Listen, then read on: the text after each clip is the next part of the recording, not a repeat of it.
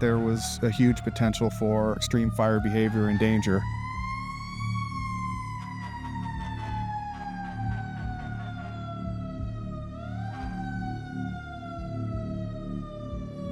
Initial dispatch came out as a smoke check.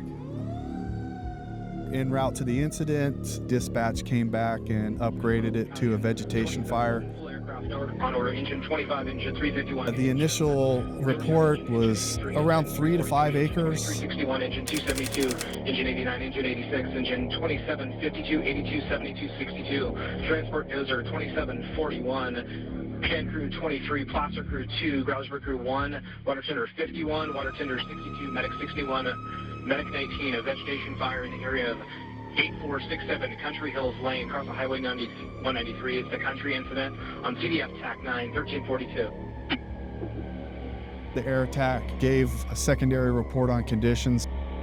Camino, air attack 230, fires now 10 to 12 acres. It has transitioned into the timber. It looks like it's not going to slow down. We were first on scene at that point.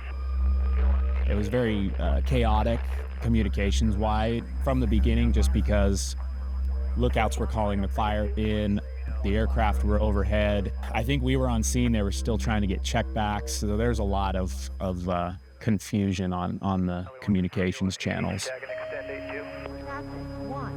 Just hold off for now, just pick up an orbit and... We know the area, we know it's close to a housing development. As we were coming up on scene, we were able to see the column building pretty good. We knew the fire was moving. So we continued down the highway, and as we passed a gate, we decided to make access there. So we backed in. We had a low-intensity fire backing towards us on the right flank.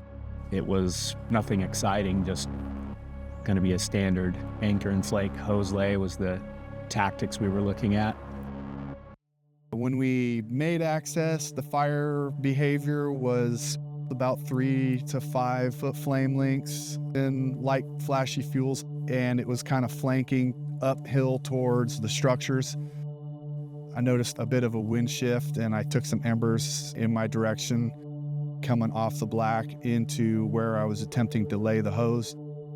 We had 2 other engines pull in, and I face-to-face with both their operators. Pretty quickly after that conversation, I turned around. What had been a slow moving backing fire was now a head fire, wind-driven, that was running directly at the engine. I yelled to Scott, "We gotta go, we gotta move, this isn't a good spot anymore." We were gonna cut and run and get out of there. We both knew that the intensity had increased to the point where we were taking a lot of heat, and I knew that it wasn't a survivable environment, and I knew that we needed to get out of there as quickly as possible. Once I was able to disconnect the hose, we took refuge inside the engine. I noticed that there was direct flame impingement on the passenger side of the engine, more towards the front of the engine, coming over the front wheel well up to the hood. And I noticed that the fire was advancing past towards where we had staged the engine. The engine wouldn't engage into drive. I remember him saying very clearly and very calmly, "I know you're trying, do it again." And I said, "I am, I've done it, I'm doing it." I'd probably gone through the whole process 2 or 3 times at that point. Even if it had engaged, it wasn't going to be an option for us to drive through where the fire had moved. We were going to have to shelter in place. It got really smoky exterior on the outside of the engine. After that, the windows just started to fill with flames. So at first the side that the fire came from, and then the front windshield, and then the side. I just didn't know how much heat the engine could take before it was going to be worse inside than it would be outside. So I decided to jump in the back behind the driver. I knew that all the fuel would be consumed first, and that we'd already been hit by the fire. If we were going to try to get out, I was going to try to get out on the driver's side.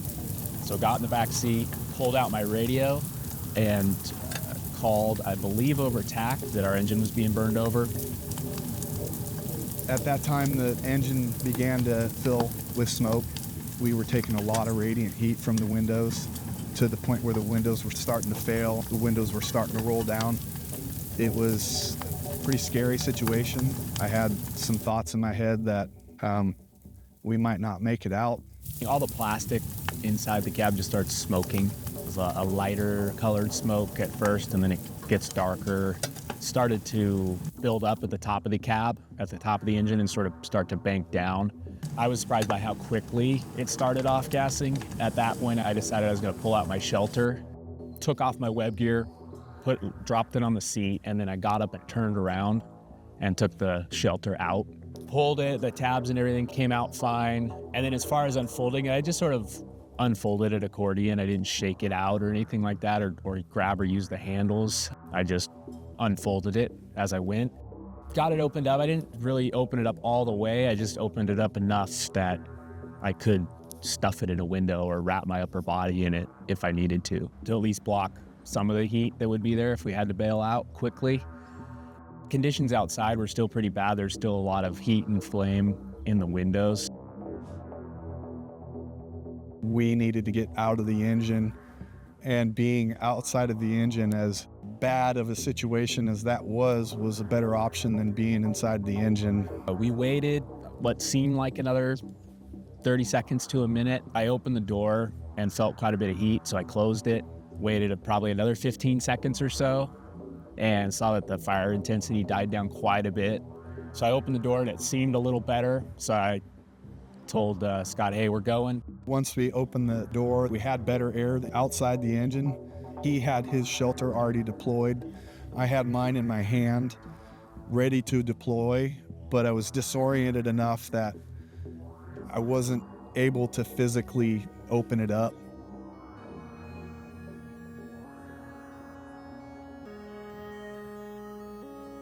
So I had the shelter in front of me. When I opened the door, and I held it in front of me with both hands, and I moved up to the driver's side door as he opened it. And as he got out, he got behind the shelter. We moved backwards with the shelter up in front of us along the side of the engine towards where the fire had come from. And then it was pretty cool by the time we got to the back of the engine, so we turned and ran farther into the black, and then made it about 150 feet, 200 feet in, and stopped. I had better air. I was able to clear my vision, and I was less disoriented, and was able to kind of focus on the situation I was in a little bit more clearly. I dropped my shelter there and left it there, took my radio and called on the command frequency to the incident commander, telling him that we'd been burned over. Need code 3 medic to 193 in Country Hill Drive. ITT will be on Country Hill Drive. You have a burnover with shelters deployed. Also would like one medevac helicopter. Then we moved up to the road and made contact with a CAL FIRE battalion chief, and they transported us to the hospital from there. I called my fiance and let her know that I was being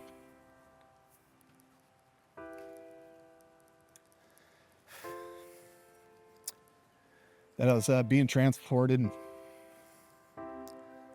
That I was okay. We were evaluated for smoke inhalation because we'd been in the cab and been inhaling that smoke, but everything was all clear and we were out of the hospital the same day.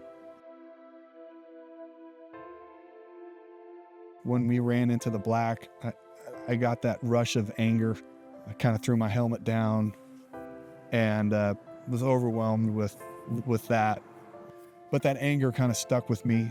Once I knew that I was okay in the medic unit, I still felt really angry, and I felt like I kind of let myself down. I let my captain down. Going through it over and over and over again in your head, that was the hardest part for me.